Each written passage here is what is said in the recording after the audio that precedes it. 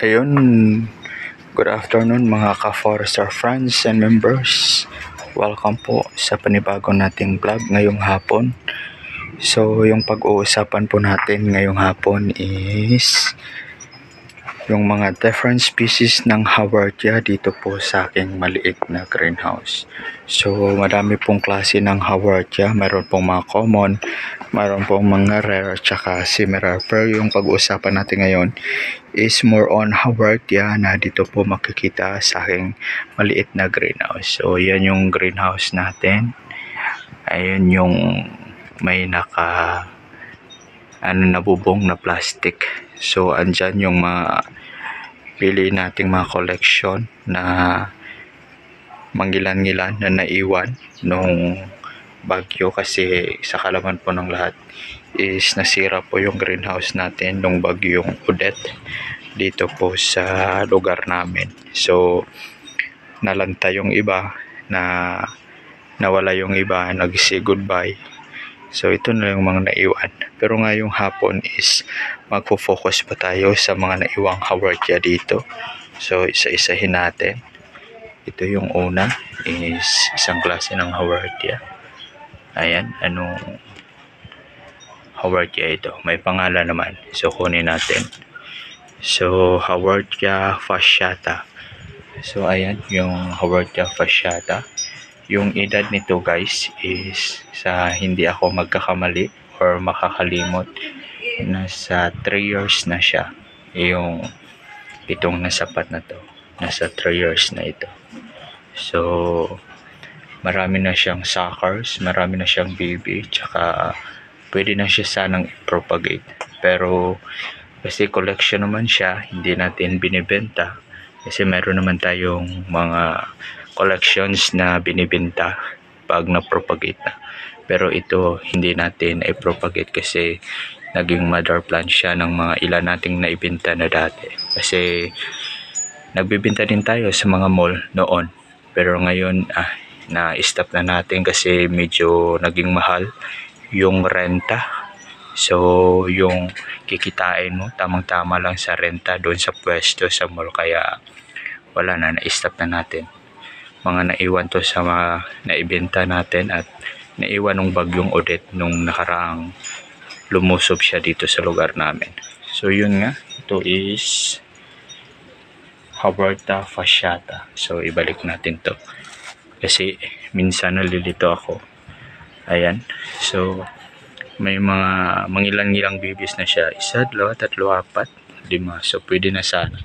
Tsaka dito guys, so, parang na siya. Lalabas na siya sa kanyang pot. Sana mabuo yung pot niya, no? So, yun. Yan yung Haworthia fasciata.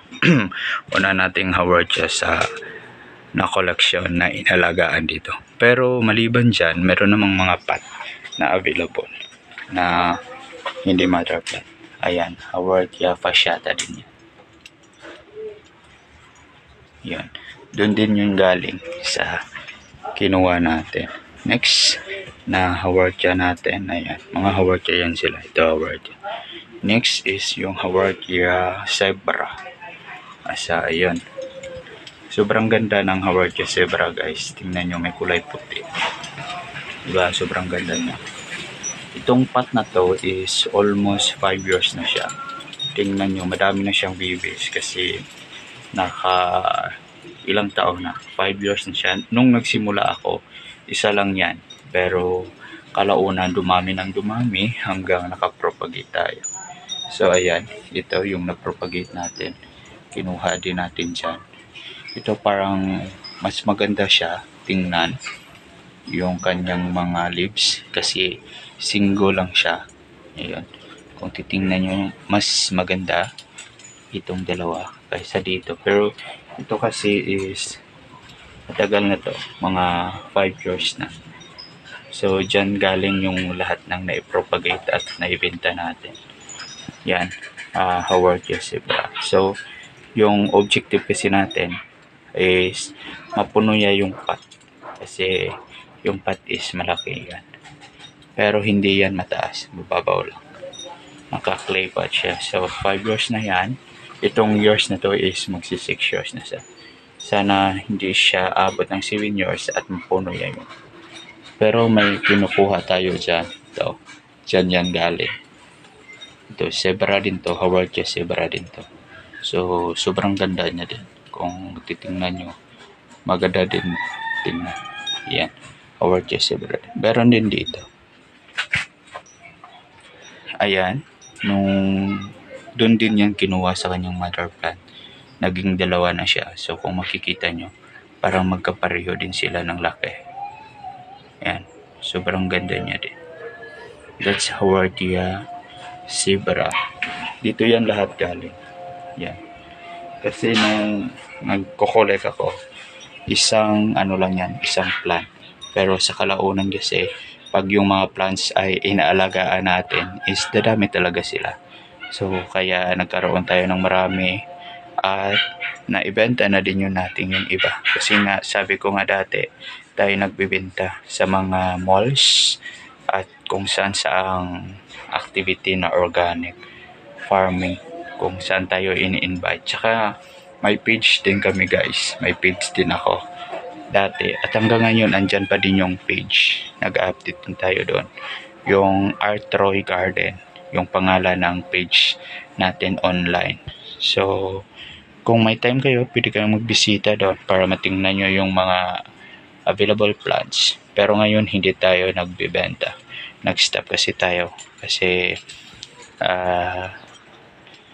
mas mahal na yung shipping at mura na ngayon yung bentahan ng mga plants. Pero pag may nag-o-order naman na ginagawang token sa kasal, binyag at kung anong activity, nagagawa naman tayo. So yun yung zebra. Next, ikatatlo nating Haworthia is yung Haworthia limifolia. Ito siya guys, Haworthia limifolia. Kinuha lang natin dyan. So ibalik natin para hindi tayo malito sa mga pangalan. So yun, dati isa din siya, ngayon naging tatlo na. So maybe in the near future dadami. Ayan, sobrang ganda niya din dito sa taas kung yung titingnan. Ayan, isa din siyang Haworthia. So yung leaves kasi ng mga Haworthia is matitigas siya. Ayan, kulay green nga lang to.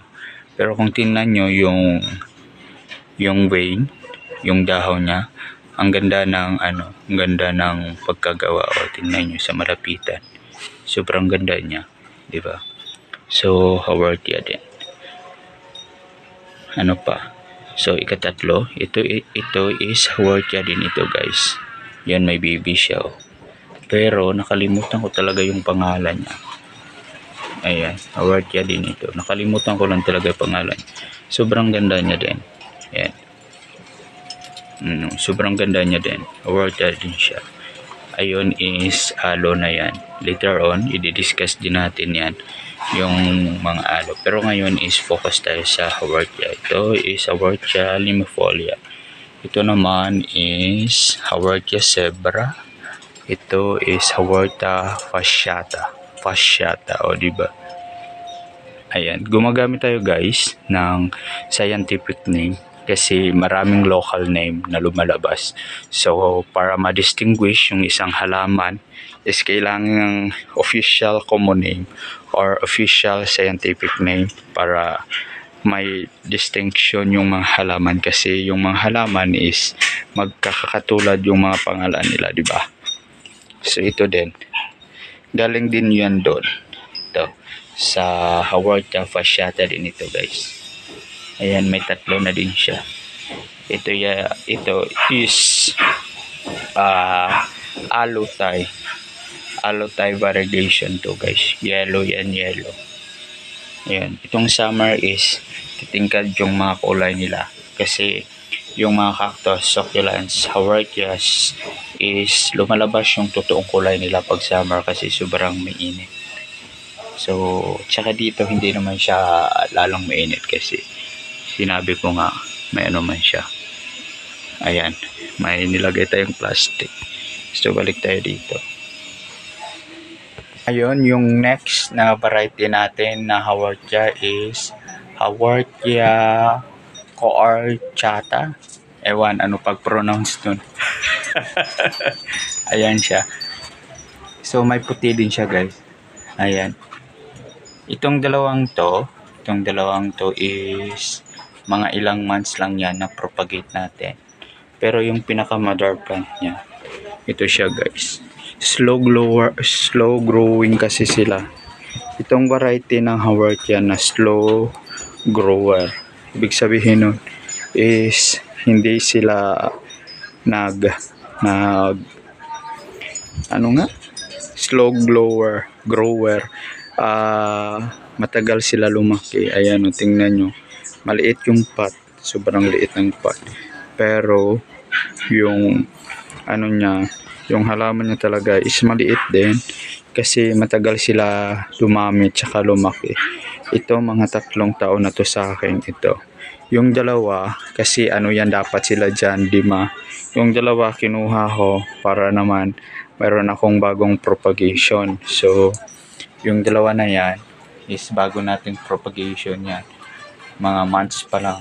So hindi pa yan naging 1 year. Pero yung mother plant yan, tingnan nyo, sobrang liit. Ano, sobrang liit. So wala tayong magawa, kailangan kong kunin yung dalawa para makapag-propagate maparami. Kasi hindi na ako namimili or umorder online or sa nursery talaga na pinagkukunan ko. Ngayon, dati nag-order kasi ako. So, yung ginagawa ko, kung ano lang yung meron dito, yun na lang muna yung paparamihin.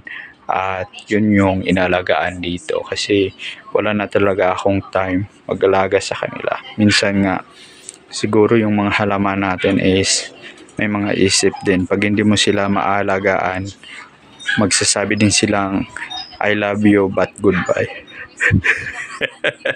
May hugot din. So yun ang isa sa mga variety ng haworthia dito. So ayan, haworthia coartata yung pangalan. So yun, ibalik natin dito kasi dito yan. So yun, haworthia din yun. Tsaka ito din, guys. Ayan, haworthia din yan. Pero yun nga, hindi ko pa nakalimutan kong ID niya. Maybe kung alam nyo, pa comment naman dyan sa comment section. Ewan ko kung haworthia to or gasteria, hindi ko lang alam. Pero parang haworthia din siya kasi may kulay puti din. So ayun. So nga, ayun nga, guys, yun lang yung mga haworthia natin dito sa ating greenhouse na inalagaan. Sana may natutunan kayo sa ating vlog ngayon. Kung may natutunan kayo, please comment naman na mayroon nga talaga. At kung gusto nyo pong isa-isahin natin i-discuss yung mga halaman dito, mag-comment din kayo para sa susunod nating vlog is ma-content natin at ma-discuss natin isa-isa yung mga halaman dito sa loob ng aking greenhouse. So dito kasi, guys, sa greenhouse is may mga din, ilalagay din tayo dito. Ayan, yung chandelier na yan. Tsaka may pangalan, Artro yan. Pero yun nga lang is nakulangan, o tingnan nyo. Kasi nga naanhan siya ng nadaanan kami ng bagyo. Nasira yung bubong nito, kaya matagal din nakabawi. Kaya yun na lang yung mga naiwang mga halaman. So see you next time, guys. I-discuss natin isa-isa yung mga halaman dito sa loob. Sa muli po, ito po ang iyong lingkod, Arman D. Forester, isa pong manggugubat ng Pilipinas, nagsasabing magandang araw po at maraming salamat po sa inyong pagpunta at pagpanood ng ating vlog ngayong hapon. Kung may natutunan po kayo, please do like, share, and subscribe na din po at mag-comment po kayo sa comment section. Bye bye po. I love you po, guys. Ingat po kayo lagi.